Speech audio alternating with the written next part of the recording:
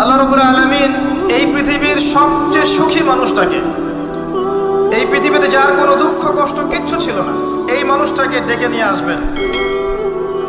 ডেকে নিয়ে এসে জাহান্নামে ঢোকাবেন এক মুহূর্ত সময়ের জন্য, ধরেন 1 সেকেন্ড বা 1 ন্যানো সেকেন্ড। এরপরে বের করে নিয়ে আসবেন, নিয়ে এসে বলবেন পৃথিবীতে কি সুখে ছিলে? সেই ব্যক্তি বলবে সুখ কি জিনিস হে আল্লাহ আমি জানি না। আমি কি বুঝাতে পারছি ভাই? সুখ কি জিনিস আমি জানি না।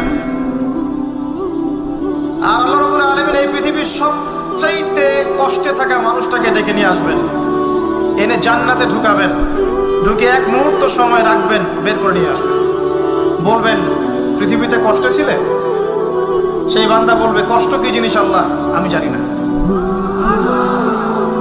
এটাই সেই আয়াতের ব্যাখ্যা বলা যায়।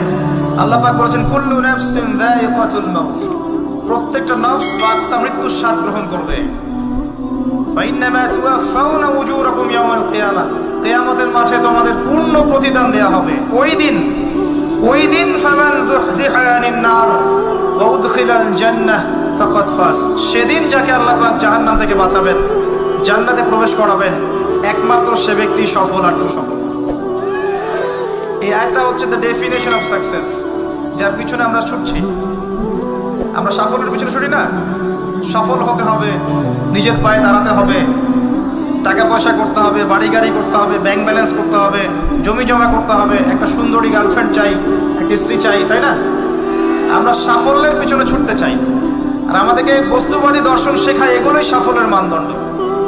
তা আল্লাহ পাক এখানে বলছেন যাকে জাহান্নাম থেকে বাঁচানো হবে আর জান্নাতে প্রবেশ করানো হবে, এই ব্যক্তি ছাড়া কেউ সফল না। পৃথিবীতে আপনি অনেক বড় নেতা হতে পারেন, ইভেন অনেক বড় আলেমও হতে পারেন, অনেক বড় পলিটিশিয়ান হতে পারেন, অনেক বড় প্রশাসনের কর্মকর্তা হতে পারেন, অনেক বড় ইকোনমিক্স হতে পারেন, কলামিস্ট হতে পারেন, বুদ্ধিজীবী হতে পারেন, হাফেজ হতে পারেন, হুএভার ইউ আর, যদি কিয়ামতের মাঠে আপনি জান্নাতে যেতে না পারেন, আপনি সফল না। আর পৃথিবীতে যে মানুষ মুদির দোকান করছে, ভ্যান চালাচ্ছে, রিক্সা চালাচ্ছে, বারবার সেলুনে কাজ করে, কৃষক কৃষি কাজ করে, যাদেরকে মানুষ চেনেও না, ইমান আছে, 5 ওয়াক্ত নামাজ পড়ে, ছেঁড়া কাপড় পরে থাকে, এত মান মর্যাদা নাই, ভাইরাল না, মানুষ চিনে না, গভীর রাতে তাহাজ্জুদ পড়ে, দেখবেন এই ব্যক্তি যদি কিয়ামতের মাঠে জান্নাতে চলে যায়, এই ব্যক্তি আমার চেয়ে সফল, কোনো সন্দেহ নেই।